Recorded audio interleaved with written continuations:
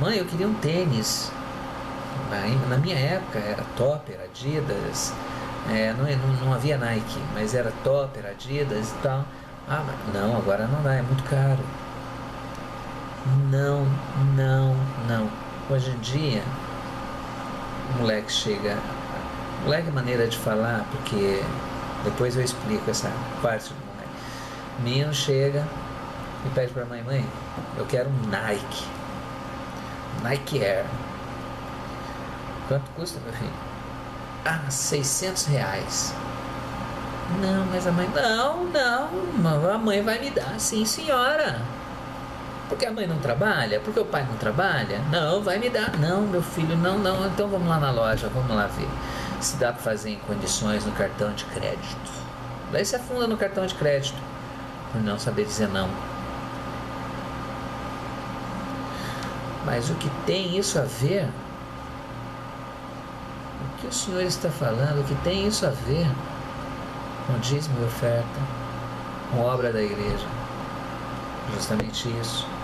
Porque o pai que não soube dizer não ao seu filho tem que pegar o seu filho muitas vezes. Adolescente tem que ir até lugares que pegam esses adolescentes e prendem esses adolescentes lá porque se envolveram com drogas, porque muitas vezes ele não soube dizer não. Dinheiro dos dízimos, das ofertas, o que é dado com amor é feito desta forma, é usado para isso. Ah, mas o pastor também ganha. O pastor ganha, o pastor tem salário. Se ele não tiver salário, como é que ele vai sustentar a família? Como é que ele vai pagar o aluguel se ele mora de aluguel? Como é que ele vai pagar pelo menos o Fusca velho dele, que ele comprou em parcelas, para ir até a casa? Ainda ontem eu estava estava vendo um vídeo de um programa lá do Nordeste, onde umbandistas, candomblecistas e um pastor da Assembleia de Deus e uma católica e o presidente da Federação de Umbanda lá e espírita e um candomblecista. Olha, levantou poeira, porque a falta de conhecimento, a falta de preparo do pastor me deixou boquiaberto, porque ele se exaltou com 2 pessoas, com 3, com 4 pessoas que não tinham o mínimo de conhecimento bíblico para falar, mas ainda assim com a Bíblia na mão e falando: aí pastor, como é que você explica isso? Aí pastor, como é que você fala isso? Veja bem, eu não sou contra umbandista, não sou contra candomblecista, não sou contra espírita, católico, seja lá qual for, mas desde que tenha um conhecimento básico. Qual é esse conhecimento básico? Quando eu fui candomblecista, me falaram assim, eu cansei de ouvir: ah, porque a Bíblia fala, mas porque eu tenho uma gira lá onde a gente fala só sobre a Bíblia. Eu nunca vi, mas sempre ouvi falar, mas eu nunca vi um pai de santo de Umbanda, né, chegar com a Bíblia na mão e falar assim: olha, hoje nós vamos falar sobre a Gênese. O que aconteceu na Gênesis? O que aconteceu no Éden? Como foi a criação do mundo? Sabe por que não tem? Porque os conhecimentos que é passado para o pai de santo dentro da Umbanda e para os filhos de fé é oral. Não tem nada escrito. Ah, mas tem sim. Não tem, hoje tem. Antropólogos, muitos antropólogos escreveram algumas coisas referentes que foram buscar, mas nem tudo é verdade. No candomblé não é diferente. No candomblé é oral, é oralidade, não tem nada escrito. O que é passado de, vamos pegar o parentesco de santo, do bisavô de santo para o avô, para o pai, para o filho, e assim para os netos, e assim vai sucessivamente. Dessa forma. Tanto é que a referência da criação do mundo que o candomblessista tem, que é um pouco fantasiosa, chama-se Ibadu, chama-se a cabaça da existência, traduzindo, né, do Yorubá. Então, esse Ibadu é bem fantasioso, de quando Oxalá, né, o Duduá veio e tal, esses são orixás que povoaram, que criaram a terra através de um ibi, né, que é um caramujo, tal, isso e aquilo. Aí tem o camaleão, enfim, tem uma série de simbologia ligada a isso. Se você for ver, tem muita coisa fantasiosa, mas nenhum teve condições de pegar uma Bíblia e ler desde o início, porque não tem conhecimento, mas são muitas vezes usados, que nem o que foi dito. Mas o camarada sai lá da igreja porque o pastor foi lá no terreiro. É uma mentira, poxa. Primeiro que pastor, né? Quem não tem conhecimento de Umbanda, quem não tem conhecimento de Candomblé, não que morre de medo, mas eles se afastam, procuram se afastar. Se afastam por quê? Para não haver esse choque. Mas daí o fulano, né, o fulano lá do terreiro, ele fica com raiva, ele fala, não, mas lá no meu centro vai sempre crente lá. Eu creio que vá. Porque o que é crente? Vamos definir essa palavra. Crente é todo aquele que crê em alguma coisa, independente de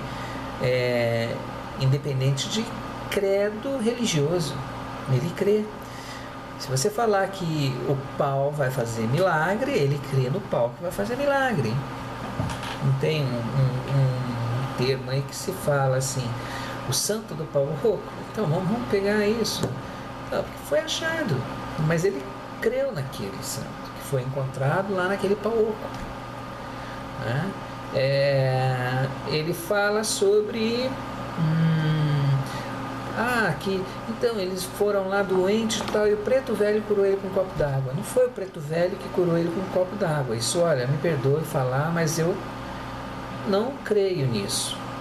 Já vi muitos trabalhos, já vi muito trabalho de feitiçaria, já vi muito trabalho feito em comida, principalmente que eu venho de uma época, né, dessas histórias de Umbanda e Candomblé, onde a maldade era frequente. Na minha família tem testemunhos disso, né? E eu sou testemunha viva disso, que não existe esse tipo de coisa. Antigamente até existia uma maldade muito grande, onde Satanás imperava dentro das umbandas, dentro da quimbanda, dentro da quiumbanda, né? Dentro dos mais baixos graus que existem dentro da umbanda.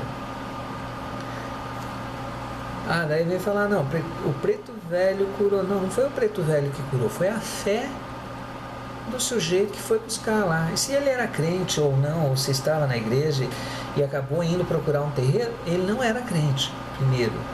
Porque o crente, aquele que crê, ele já é salvo. Ele já é salvo. Ele já tem o milagre na mão dele. Ele não tem problemas. Mas tem pobre? Tem pobre. Tem pobre que não tem onde cair vivo. Mas está lá dentro da igreja e tem fé. Como na Umbanda também, tem muitos que às vezes não tem o que comer em casa. E vão atrás de trabalhos com Exus para ver se melhora um pouquinho a vida. A princípio dá uma melhorada, mas depois piora, porque ele está sendo pago para aquilo. Mas trabalho de caridade não é cobrado. É cobrado sim. É cobrado sim. É cobrado, porque olha, veja bem, no Candomblé muitas vezes fala assim, mas lá na minha roça eu não cobro nada. Cobra? Como não cobra? Um ebó qualquer, ebózinho qualquer, vamos lá pegar, o camarada pegar 3 ovos lá, né? E passar na entrada, na rua, lá antes de entrar na roça de candomblé, antes de passar a porta, que tem lá em cima, tem a quarta com água lá, que é Oxalá que guarda, né? Antes de entrar lá, tem terreiro que cobra para passar 3 ovos. Cobra lá, além de cobrar o dinheiro, e ainda fala para o fulano pegar as moedinhas e jogar na rua, que é para Exu Onã, Exu do caminho. E ainda cobra 30, 40, 50 reais para passar os 3 ovos, né? E cantar um saraiê lá. Quem é candomblessista está vendo sabe do que eu estou falando, ou quem já foi sabe do que eu estou falando, né? Para tirar um ebó qualquer lá, para tirar um ebó de Odu, Edu Oxé, Odu Oxé, enfim, tirar um Odu qualquer, 500 reais no mínimo. Na minha época eu cobrava 500 reais, quando eu era candomblessista.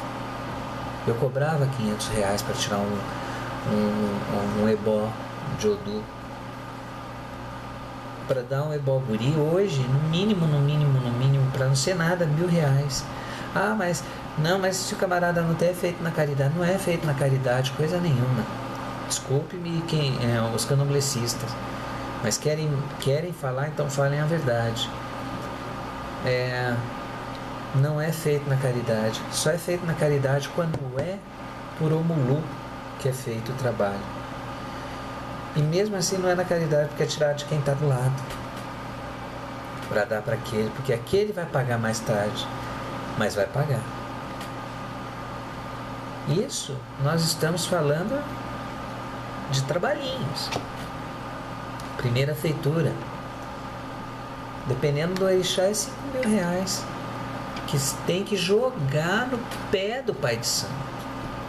Tem que passar no teu corpo inteiro o dinheiro e jogar lá no pé do Pai de Santo. Como não é cobrado? Então, mas voltando, todo lugar cobra. Ah, mas o dízimo, porque candomblé, umbanda, espiritismo, catolicismo fala que a igreja evangélica vive do dízimo. A igreja católica vive do quê? Você sabia que todo o terreno no Brasil que é doado para a Igreja Católica não pertence ao país Brasil, mas sim vai pertencer ao Vaticano, que é um país, a Itália, que é o menor país que nós temos. Daí você lembra lá de Apocalipse, da bestas e os 10 chifres, e um chifre menor, que era o 10º, comandava todos os outros. Revelação do Apocalipse, meu cara. O menor país mandava em todos os outros 9, ou em todos os outros 10. E que país é esse? O Vaticano. Então, mas como? Se está aqui no Brasil, como que pertence? Não pertence mais. Foi desmembrado, saiu do Brasil. Pertence ao Vaticano. E que o Vaticano, só aqui no Brasil, se for pegar, juntar todos, vai dar terras um pouco maior que o país de Portugal, que pertence ao Vaticano, que é de lá. Como? Mas isso foram doações. Doações em terreno, mas tem doação em dinheiro, tem dízimo, tem oferta. Mas você vai ver quanto é pago pela mão de obra que está lá dentro trabalhando. Mínimo. Porque todo o dinheiro fica arrecadado com os vinhos. Porque o padre come, bebe e veste do melhor. Através de quê? Ofertas e dízimos. Terreiro de Umbanda, não cobra o dízimo lá, não cobra oferta. Não cobra? Tá. Você tem 50 filhos de fé. Você cobra desses 50.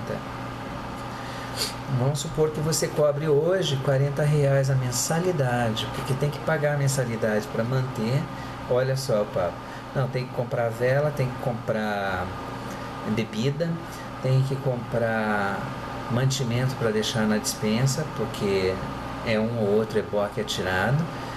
Tem que manter o Pai de Santo e aí mantém o Pai de Santo com pontos de TV a cabo, água, luz, telefone, que filho de fé não pode usar, porque é proibido, e se mantém fora dos trabalhos que são feitos, que são pagos. Como não é? Me diga, é caridade? Por que o Pai de Santo não enriquece? Porque ele não tem que enriquecer. São poucos os pais de santos que eu conheci na época que eu era, que eram ricos. E os que eram ricos eram por quê? Exploravam os outros pais de santos, porque viram que o nicho era melhor. Digamos assim, era mais fácil ensinar cobrando um pai de santo do que pegar um filho de fé e ir lá e fazer um trabalho para ele que quinhentinho. Um trabalho de assentamento para um pai de santo era 3, 4 mil, 5 mil, 20 mil. Não, mas pai de santo não tem todo esse dinheiro. Tem, ele se reúne, ele reúne os filhos, ele reúne os trabalhos, ele vai lá e busca, ele traz.